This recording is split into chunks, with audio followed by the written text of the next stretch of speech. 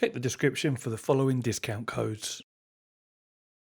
Today we'll do a very quick review of the GT Amiga RS12 Seat, which is what I'm sat in right here. I'll give you a quick close-up walk around of that now as I speak.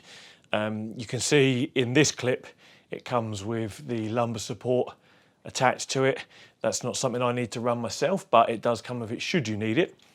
I'll put another clip up after this one of what it looks like without the lumbar support, just so you can tell the difference. To me, that's a much cleaner look without the lumbar support, but once you're sat on it, you're not going to notice anyway.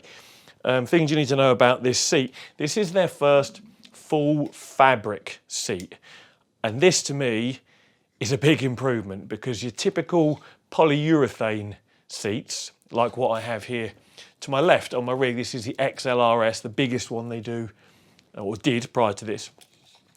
PU leather it's called. You know, you've all heard of it, pleather, but it's polyurethane. It's just a type of plastic at the end of the day.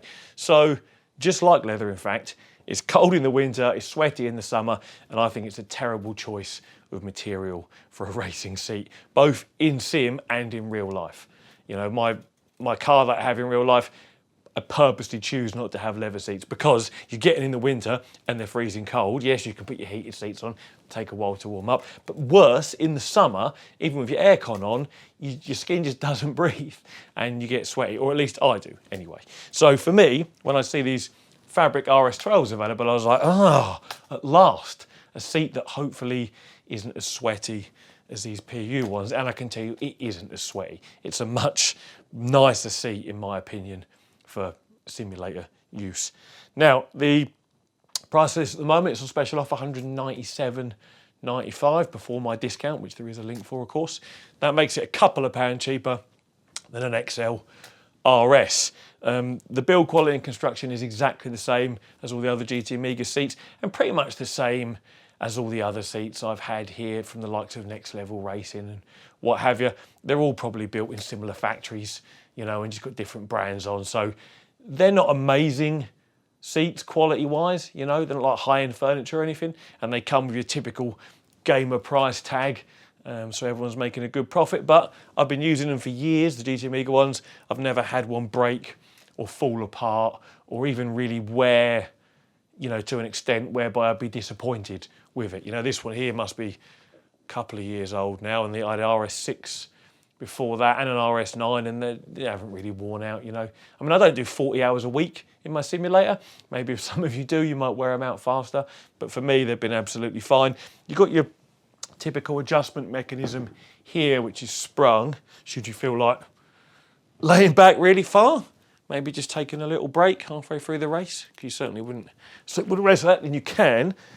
The drawback to having an adjustable upright section is, of course, that there is movement in this back bit, which you'll see if I just slide this forward, press the brake pedal, for example, you'll see the top of the seat at least moves probably a good inch.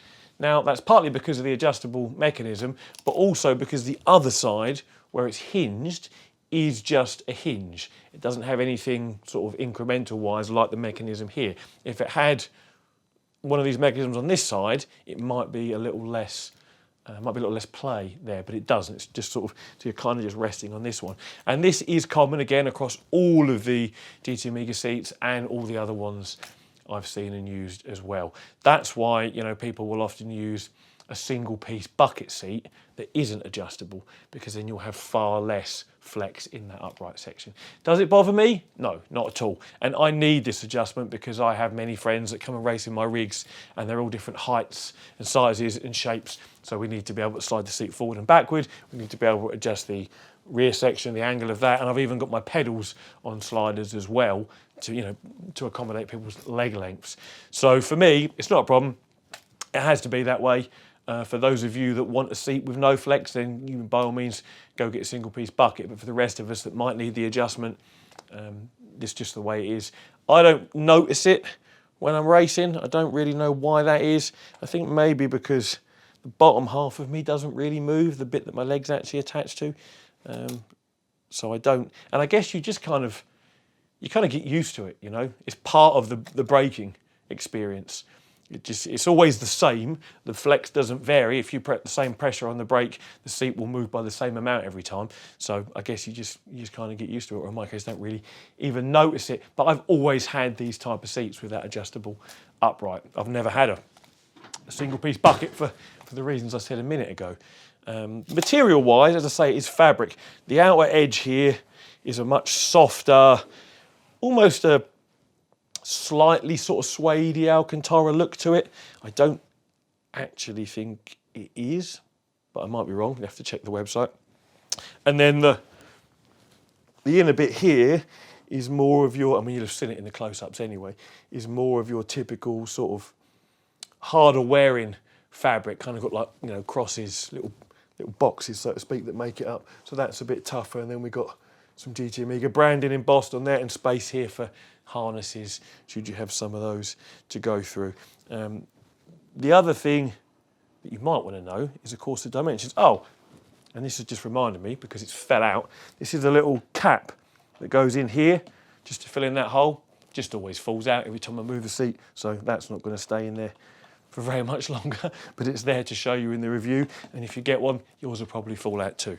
Now, yeah, the other thing you might want to know is the dimensions of these seats and how they compare to the XLRS, for example, which is the current biggest one. What's really interesting is, I sat in this for the first time, I went, oh, this is much roomier than my XLRS. Much bigger, definitely. And then I got out my tape measure, and I discovered it wasn't. I discovered in some dimensions it's actually smaller. So I'll give you those dimensions now, because I'm sure you're going to want to know, just out of curiosity. Now, the upright section here is the same as the XLRS, about 34.5 inches from the very bottom to the very top. The width of the back here, at the narrowest point between the bolsters, is about 12 inches. And the XLRS is 14. So noticeably, you know, 2 inches less. But what's weird is you don't feel that, and I think it may be because of the angle of the bolsters. They come out at quite an angle rather than being tight on you like the XLRS, because it still feels roomier even though it's 2 inches narrower. And the other two dimensions are the width of the base, again at the narrowest point on the bolsters here, which is 14, and again on the XLRS it's 16, but these don't feel as snug. Very, very strange. It can only be the angle, really, and perhaps the fact that these bolsters taper off at the front a lot sooner than the XLRS, so your legs can kind of hang over the edge a little bit. It just all feels roomier. And the final dimension to the front here is about 20 and a half, 21 inches, something like that. I'll just double check the XLRS because I can't remember what that one was. I think it was the same. Yeah, it is, yes, exactly the same. So front to back measures exactly the same. So weirdly, even though it's technically a bit narrower to the pinch point of the bolsters, both on the base and the upright section, it feels roomier. As you can see, like my legs have got a lot more space here. They're not being held sort of in this position. So I would, in spite of the dimensions measuring smaller, I would still say if you want a bigger seat, you know, to get this one. Unless maybe you've got massive legs, then you might notice the pinch in there, but I certainly don't. And I'm a big fan of the fabric over the polyurethane. Now, the other thing we do, I mean, that's really all there is about this seat. It's a perfectly good seat. If you like the design and the colour and the fabric choice, by all means go ahead and get one from the link below. Now, I've also got a Carbon Edition one of these RS12 seats here to give away. I'll put a picture of what the Carbon Edition one looks like now on the screen for you.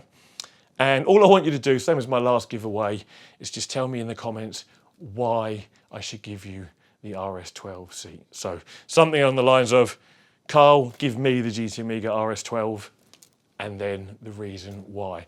And the most comedic, the funniest one, whichever one I feel just tickles me and hits the spot, will win the Carbon Edition GT Amiga RS12 seat, and I will ship it out to you personally because I have it here myself.